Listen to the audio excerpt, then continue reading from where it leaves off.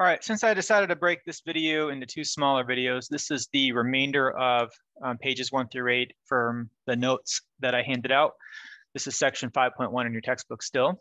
So I'd like you to pause the video and try these warm-up problems if you haven't done so already. Then you can unpause them in the chat.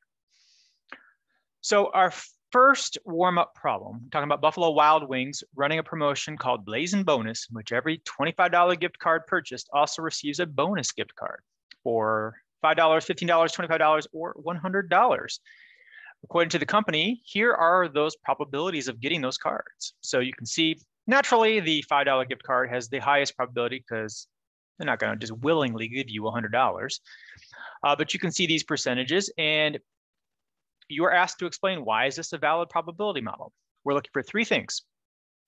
Are all the probabilities listed? Of course. $5, $15, $25, $100 are all your possibilities in this scenario. 2, are each probability between 0 and 1? That's true. And do these add to 1? Well, you can add these together and find out. But if you do the math here, those 4 numbers should add to 1. So when we're talking about explaining why something is a valid probability model, look for those 3 things. Every outcome's listed, individual probabilities are between 0 and 1, and the entire distribution adds to 1. Part B, explain why $5 and $100 are mutually exclusive. Mutually exclusive events, if you remember from the last video, are events that cannot happen simultaneously.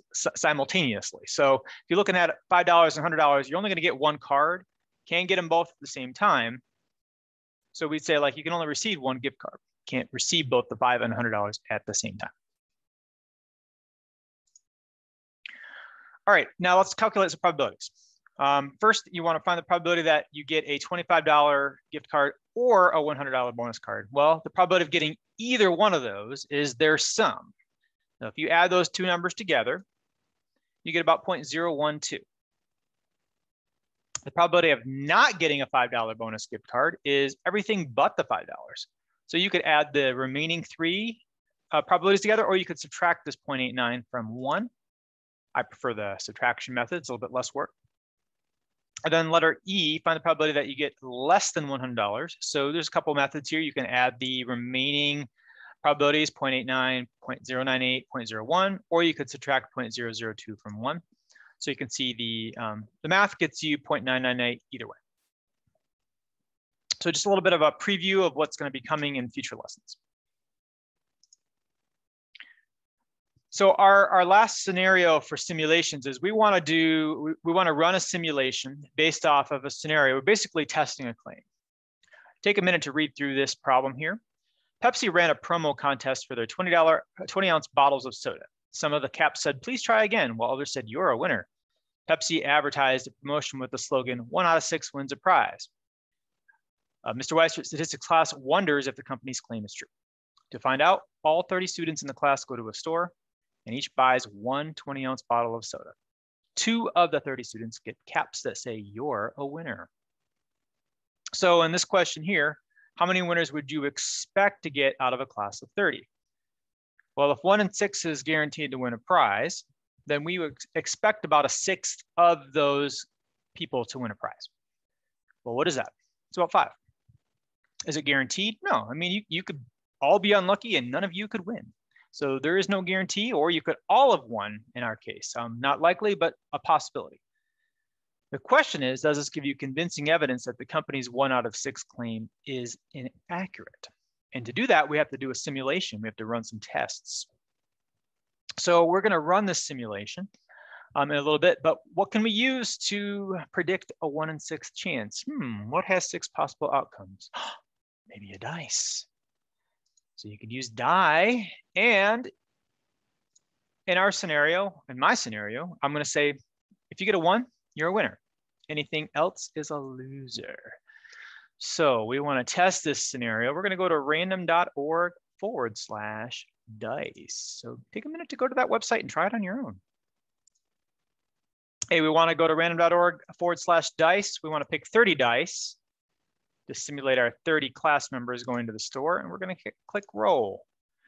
And if you have to set who's going to be the winner. So if I set 1 to be the winner, in my scenario here, I got 2 1s. So 2 out of 30 won. So in my one trial, that one trial has 2 out of 31 that matched what you all did on the problem.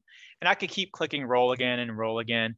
And ultimately, I want to simulate this many, many times. That's why we collectively do our class data together. So the goal is to repeat this simulation many times. In a class, I typically have each student do it at least 2-3 times, depending on the size of the class, and we pull our efforts together. So this is Mr. Weisert's trial here. So I did 50 of these. The first one I did when I did this was I got this. I had 3 of them. So in my scenario, 3 out of 31, with 1 being the designated winner. And I did this 50 times. So here are my winner, number of winners out of 30. And here's a dot plot representing those winnings. And you can see here, surprisingly, I didn't get that many 5s, but if we did this many, many times, we would expect 5 to be kind of the peak because 5 is 1/6 of 30. But in my scenario here, let's think about how many times we got 2 or fewer prizes won. It ended up being 9 out of 50 times. So that's 18%. That's a pretty high percentage. So does it seem plausible that the company's telling the truth, but that the class just got unlucky? In other words, we have convincing evidence that Pepsi is lying. And in my scenario, I don't have convincing evidence because I would see that same result or more extreme, so basically 2 or less people winning 18% of the time. So the more extreme things, you want to go like out 2. So you don't want to just say 2. What's the probability of 1 or nobody winning? And if you combine those together, I did have one class get only 1 winner. So 18% of the time, 2 winners out or fewer out of 30. Now, if you did this simulation yourself, you're not going to necessarily get 18%. You might get 5% or 6%. So we have to use a threshold. And our threshold is typically 5%. In other words, if I were to simulate that many, many times, and I would get consistently less than 5% of my class having 2 or fewer winners, then I would say, I think Pepsi's probably lying because that, in my case here though, 18% is not enough to say Pepsi's lying. It seems like that could happen very frequently according to my simulation. So just a quick idea of what to simulate here. Remember that 5%, that's kind of our threshold. A simulation is an imitation of a model behavior based on a chance. You could use a coin, depending on if you're looking at 50% simulation, die, 1 out of 6. Cards are good to simulate, random number generators, that kind of thing. The simulation process, you want to conduct one trial, record it, and then perform many, many trials. So collectively, a class is good to use because we can pull our data together. And we're going to use our simulation results to answer the question. And typically, we look for less than 5% to be for convincing evidence to basically disprove some sort of claim. All right, pause the video to try the check your understanding. The question is, in a certain AP stats class of 24 students, 2 of the students discovered they share the same birthday. Surprised by these results, the students decided to perform a simulation to estimate the probability that a class of 24 students has at least 2 birthdays with the same birthday, or 2 students with the same birthday. A, assume the birthdays are randomly distributed throughout the year and ignore leap years. Describe how you would use a random number generator to carry out this simulation. So what I want you to do is think about in this scenario before you write anything down. I went to Google and I just did random number generator 1 to 365 just to make it easy. And let's say I wanted to do, I have a class of 24. So I'm going to generate 24 random numbers between 1 and 365. 365 because there are 365 days in the year. And what I'm going to do is I'm going to see, do I have any numbers that are repeated somewhere? So if I look through, and you can look through with me, do you see any repeated numbers or happening? Let's see, 148, 133, 141. And you can look through and you can see if there are any repeats, and you might not get any repeats. You can do it again. And maybe you'll get lucky and you'll get a couple that have repeats or not. But the general idea is, and you can use your calculator too, by the way. So if I wanted to use my my TI calculator, I could go to math, prob, rand int. We don't want to do rand int no repeat because our goal is to look for repeats. So our lower would just be 1, our upper would be 365. And your goal is to pick 24 numbers. And click enter a couple times, and you can scroll through to the right and see if there's any repeats. So I'm not going to bore you with looking through those, but let's talk about what happens in this scenario when we get our data. So let's say we did a simulation here.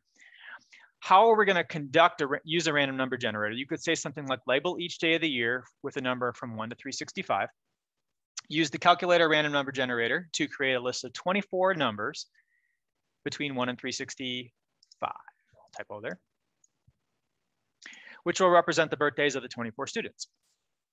Include duplicates, record the number of students who share a birthday with a fellow student. Repeat for each trial. Here's a simulation that's already done for us. So it turns out in a sample of 50 trials, we got a surprising amount of those trials that had at least 2 people that shared a birthday with somebody. Now think about why there's no 1. Right? You can't have 1 in this scenario because if the goal is to look for repeats, then you're going to have at least 2 people sharing a number together. So what does the number at 5 represent? Well, it's one trial in which 5 students out of 24 in a class of 24 share a birthday with somebody else. So that is a very unlikely scenario in our probability because it's 1 out of 50, but it is possible, right? You can have, well, it's probably not going to happen. You could have all 50 have the same birthday, but that's not a likely scenario here. So typically you don't see that go past 5 or 6, but you see a lot of 2s, right? Because it's very possible that a couple could share a birthday. So let's use the results of the simulation to estimate the probability that a class of 24 students has at least 2 students who share a birthday with somebody else in the class. Well, what that's going to look like is you got 20, if you count these, there's 26 out of the 50 here. Here's 24 over here, but this is 26 right here, and that's 52%. So we have a 52% chance that a class of 24 students will have at least 2 students who share a birthday with another classmate. It's not surprising because that number is way larger than 5%. So, you know, again, if that were only happening less than 5% of the time consistently, then yes, this would be very surprising. But in this case here, that's way bigger than 5%. And look up the birthday problem if you're interested. It's the probability is that in a group of 23 or more, you're going to have at least half the time people sharing a birthday in a group of 23 or more. So there's some funky math behind that if you look in Wikipedia, but that's kind of the general scenario. So you should have enough information now to do the 5.1 assignment. So make sure that you get that completed and let me know if you have any questions. Thank you.